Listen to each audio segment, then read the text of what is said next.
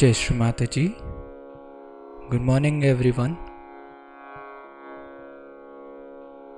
Welcome to the Sri Krishna Puja Southeast Asia Puja Festival Day 2.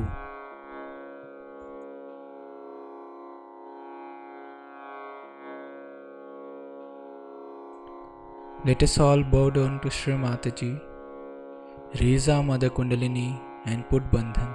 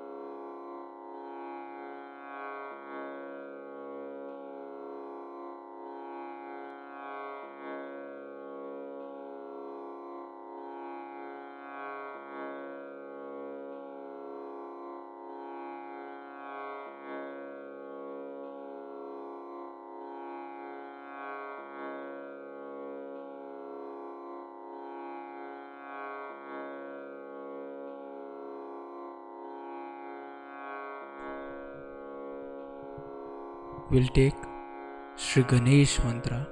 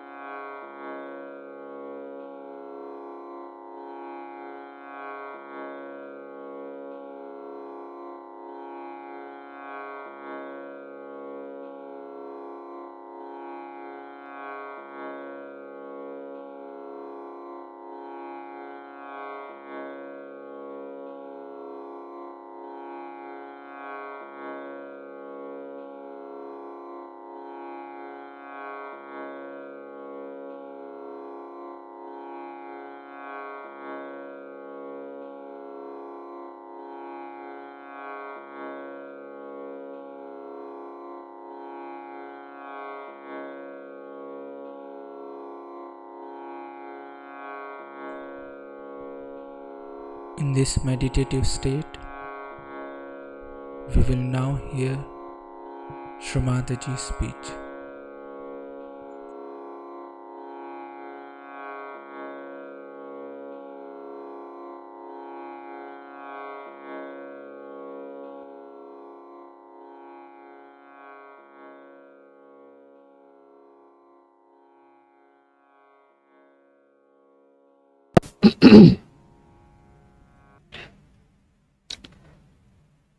Today we are going to worship Sri Krishna.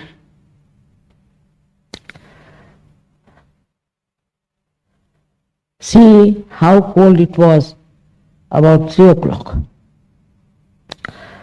Now the reason is this, that Sri Krishna did little mischief with Indra.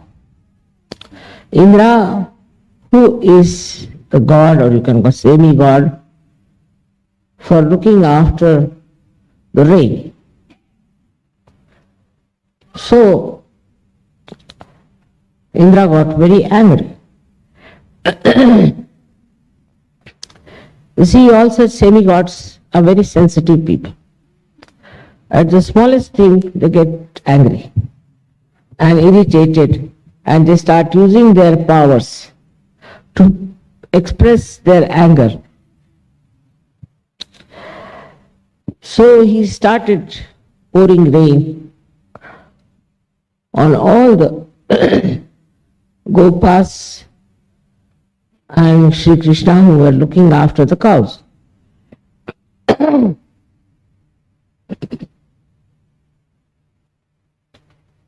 And the rain was so heavy that they thought that the whole land will be completely submerged.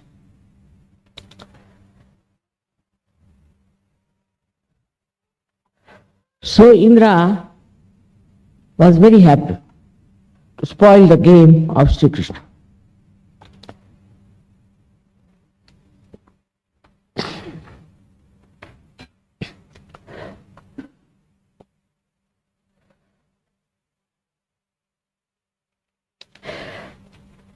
And he thought he was very successful.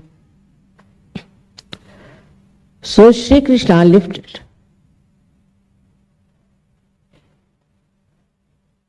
a mountain on his finger. And all these people who were getting drowned went under that pot. This is Sri Krishna style. My style is different. I told Indra that you can't misbehave with me. You can't. So far I'm not harmed you in any way. And I'm not irritated you. Of course it's going to be Sri Krishna's puja. But that doesn't mean that you should try to show off your powers before me. Sometimes I wonder these devas, semi-gods, they are realized souls or not? Because why do they get angry like this for small things? Whatever it is, he could be reconciled. And now it's become warm, I must say.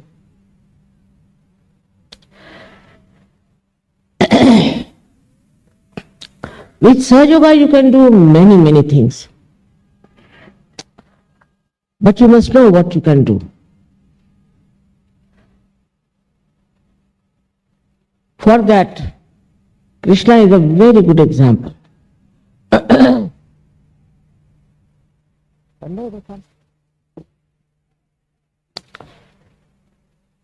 He started Sahaj culture. Culture, I am saying. He didn't give realization to anyone, but he gave the idea of Sahaj culture. How? Before him came Sri Ram,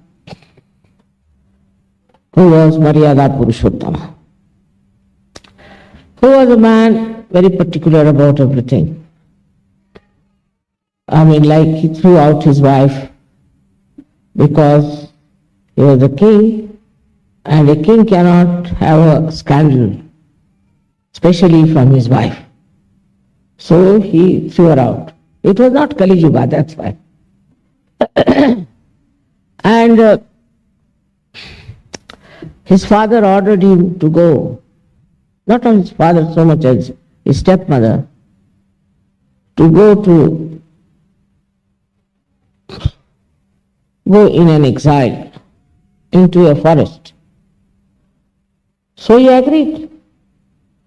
After all, he was Maryada Purushottama. So whatever his father said, he acted. Whatever his mother said, he acted. I went into the forest, stayed there 14 years. This is the obedience to the father. There was no need. His father was not God. He was God. But in those days, it was important to make people not only respect the parents, but also to obey them. That was the time.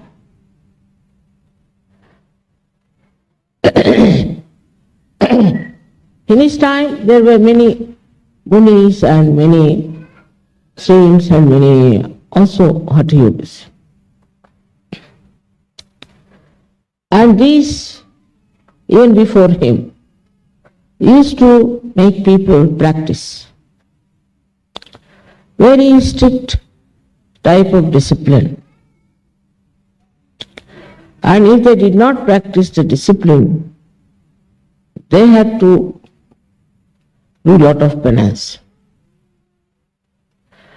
And so many people who tried also never reached the goal, because of the strictness and complete discipline about following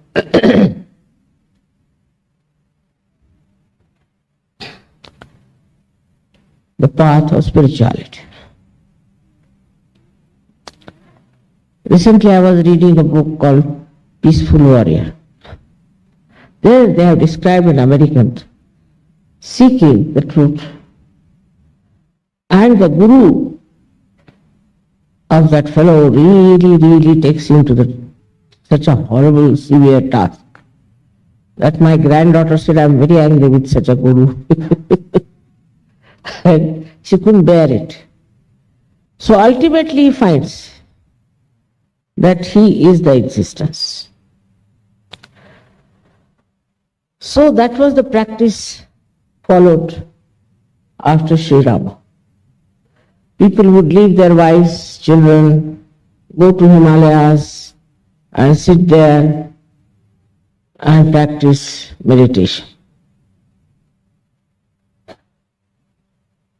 It was a very rigorously followed,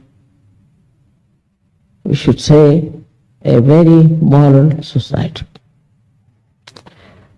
So very moral. But it was out of fear. The whole morality came through fear, which is also repeated in other religions. Now I would say that Islam today has taken that form. Is the fear. They are not doing it out of freedom. Also Christians, same thing. And Hindus, I don't know, halfway this side and halfway that side.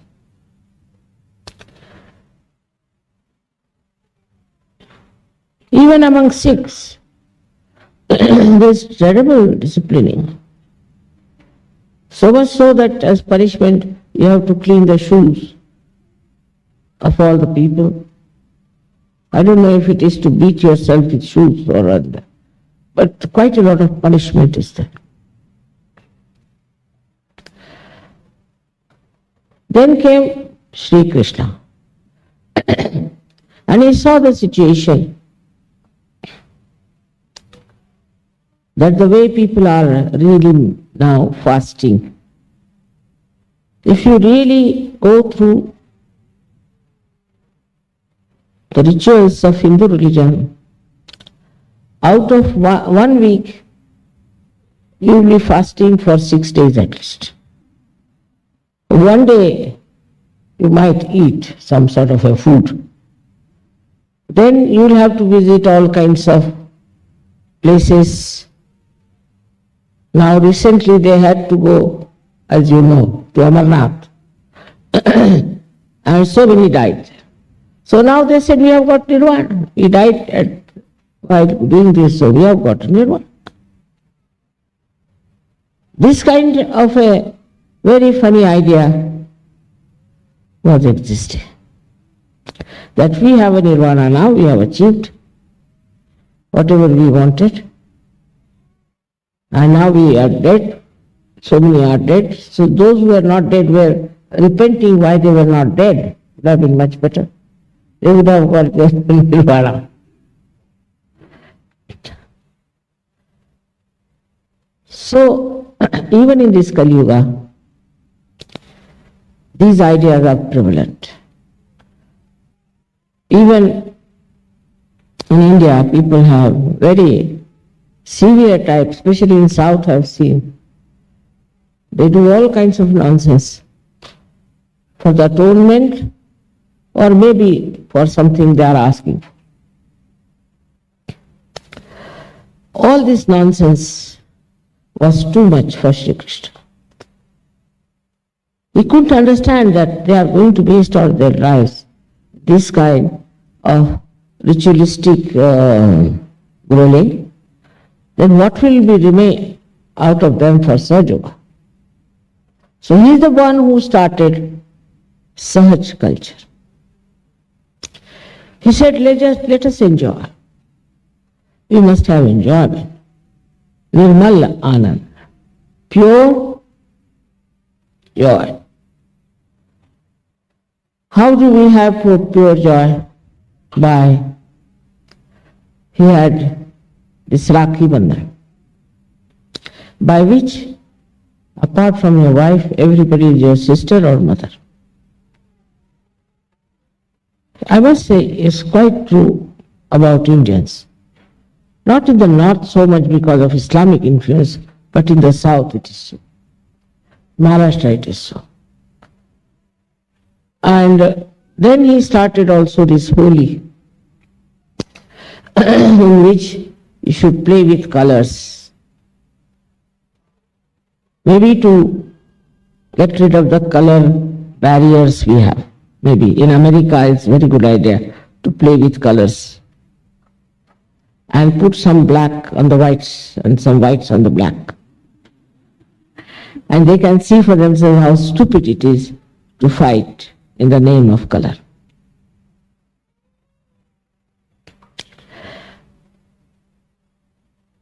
He used to play with children who were looking after cows, just like very ordinary person.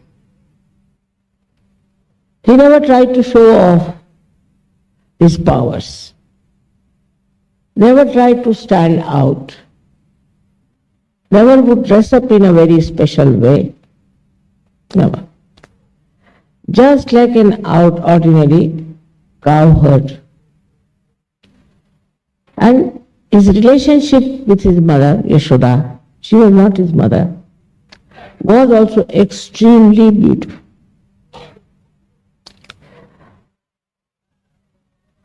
There are so many beautiful poems written about his childhood that he is the one who is in charge of the whole universe. As a little boy, he used to put his finger into his mouth, wondering, how can a divine Virata do that?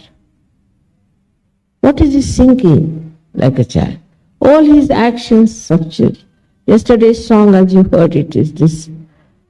All these little actions are described very well, especially by another very great poet, Surdas, was blind. His childhood is described in a very beautiful manner. And the description of his relationship with his mother is very natural and very sweet. It was not like this in modern times. A carpet is spoiled. Oh, you carpet, you are spoiled. I'll hit you hard, this carpet was spoiled. They have more interest in their things than in their own stuff. But according to our culture, if the child breaks anything, we have to say, this, very good, you have broken. some bada has gone away. Never to scold a child for doing anything which you think is destructive, because then he'll definitely become destructive. So to understand a child, I think you must read those poems, beautiful poems which are written about Sri Krishna. I don't know how their imagination reached that beautiful height of pure joy. So towards our children also, we have to be extremely sweet and nice and forgiving. But some children, of course, I admit, are difficult. But they also can be corrected if you really apply Sri Krishna's methods to it. Now when he went to college, or we can say into the school of Sandipani Muni, the Guru's wife was very kind, but the Guru was strict. And his wife used to look after him, and when she gave him something for food, when they would go and bring some woods from the forest. It's very subtle, the whole thing is. He went there and his friend was carrying the food. His friend was carrying the food and Sri Krishna was busy cutting the wood. Imagine, Sri Krishna was cutting the wood for the mother.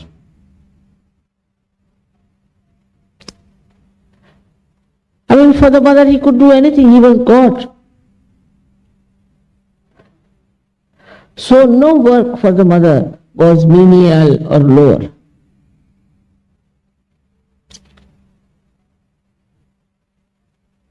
But the other fellow, the friend of his, he was very hungry. So he ate all the food and nothing was left. So when he came down, he got very much worried.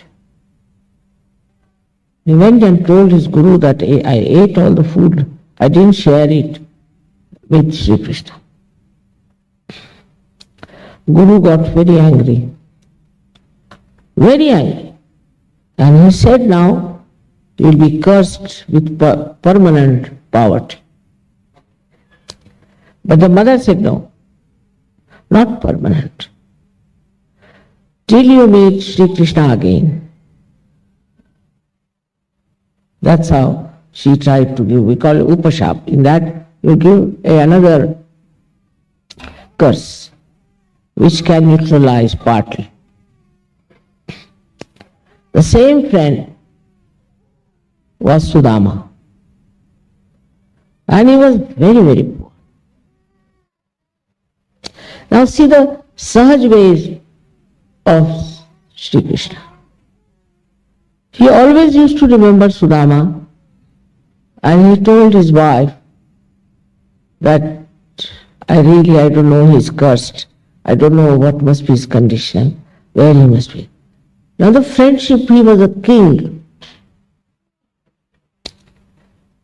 Such intimacy of feeling with the friend. He says, I used to go with him to collect the woods. I mean, imagine all these little things had such a big importance for him. So he was not only worried about the whole world as he should have been, but also about Sudama. When will I meet him? When will I see him again? Where must be his house? How he must be living? All these very delicate feelings he had for his friend. It's just like a surgery. In the surgery style, we worried about the whole world. And also individually we are worried. We come to know about one person who has fallen sick, who has a problem, something is serious. All the Sahajogis think of him and are worried about him. They may have everything, but still they are worried what is happening to such and such person. How many of us know each other's names? I mean, we know everybody's name, practically. And how we care for them, how we respect them, how we love them, and how we have pure relationships. Today is also the day of Raksha Bandhan, which is a very great thing that we should have pure relationships.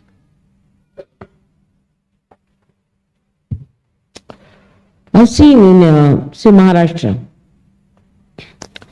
men won't go and talk to women much, and women won't go and talk to men. And once somebody remarked, then what are you women doing, talking to women only? So I said, what are we to talk to you? You are talking about your office, we are talking about our houses and homes. What is there to talk to you? The Western culture is different. They will force you. They'll make one man sit here and next to him should be a woman, somebody else's wife, then another man, then somebody else's wife. Well, how can you have intimacy?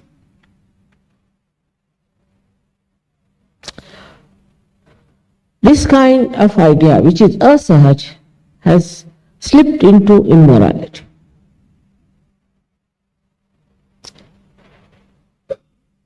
There is no need for men and women to sit like that. What is the need? I just don't understand. Compulsorily you have to sit. I've had a bad time, I tell you, with my husband's job. I never liked it. What is there to talk to these men after all? I don't know anything about banking. I don't know shares. I don't know stock exchange, what it is. I don't know profits and this and that. That part is zero. Then I don't know about office. I don't know many other things men talk about. So what is there to talk to them? So very difficult. And whenever I said something, I really dropped a brick.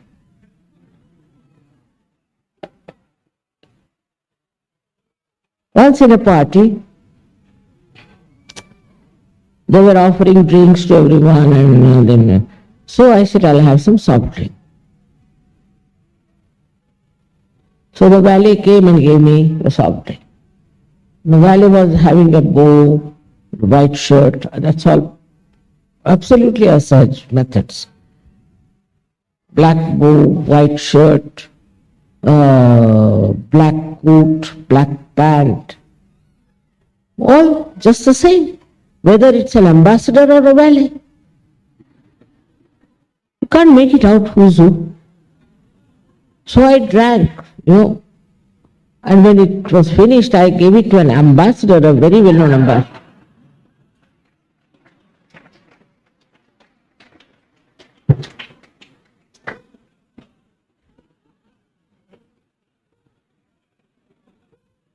To me, there was no difference at all.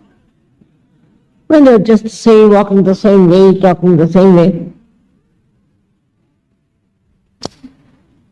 So asahaj the whole thing is. So they say they have so many embassies. For what, I don't know. And there what they have, always drinks. Parties, shake hands, shake hands. Your hands will break, I tell you. Most asahaj method is to shake hands. Why not say namaste?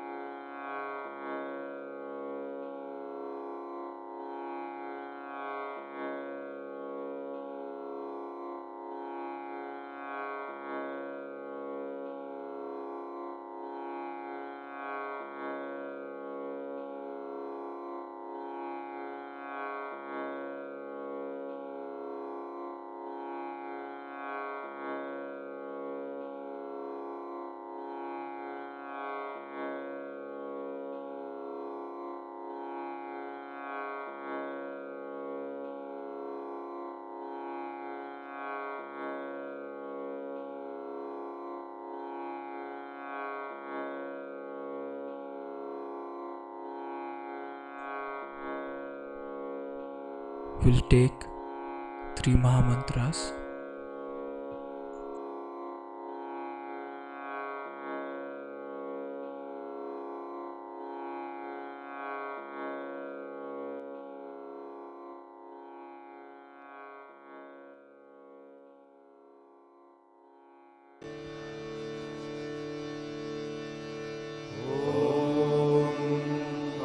त्वमेव साक्षात् श्री महालक्ष्मी महासरस्वती महाकाली त्रिगुणात्मिका कुण्डलिनी साक्षात् श्री आदिशक्ति माताजी श्री निर्मला देव्यै नमो नमः। ॐ त्वमेव साक्षात् श्री कल्की साक्षात् श्री आदिशक्ति माताजी श्री निर्मला देव्यै नमो नमः।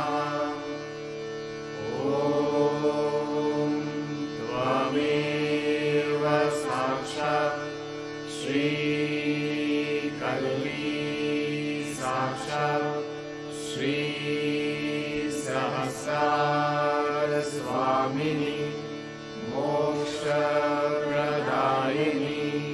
माताजी श्री निर्मला देव्यै नमो नमः।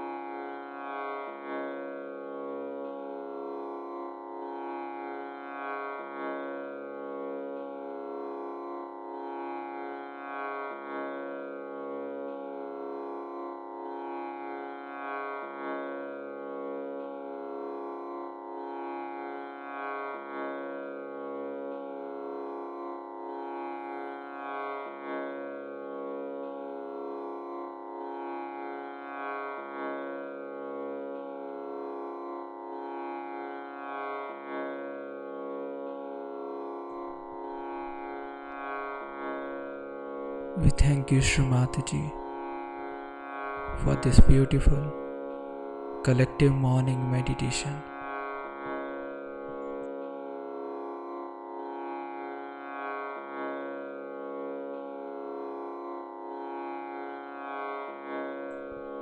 Let us all bow down to Shri Mataji, raise our Mother Kundalini and put Bandhan.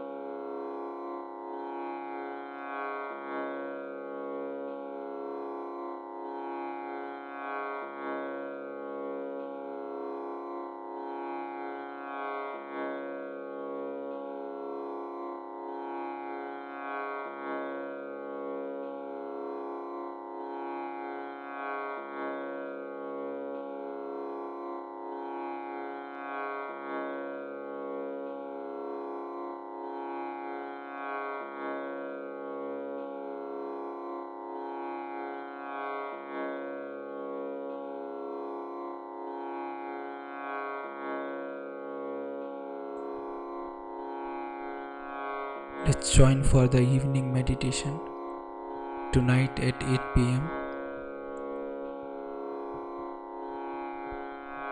We'll join for morning meditation tomorrow at 6 a.m. Jai Shri Mataji.